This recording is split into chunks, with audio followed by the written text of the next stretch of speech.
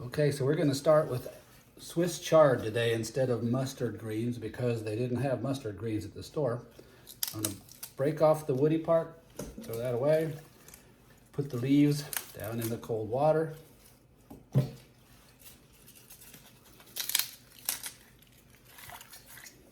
And I'm going to do the same with the kale.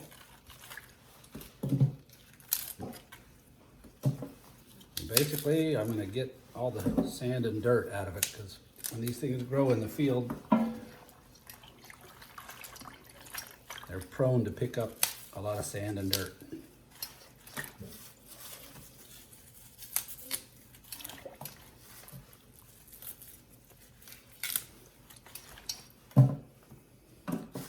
One of the things they say is you should always let your vegetables talk to you, so breaking them wherever they want to break instead of where you want them to break is always a good idea.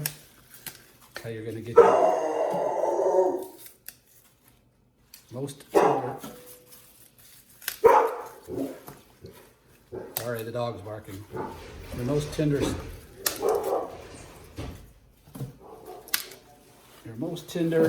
leaves.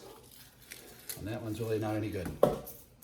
So just gonna mush these around in here, give them a good nice bath, rinse off, and they'll be ready for the next step.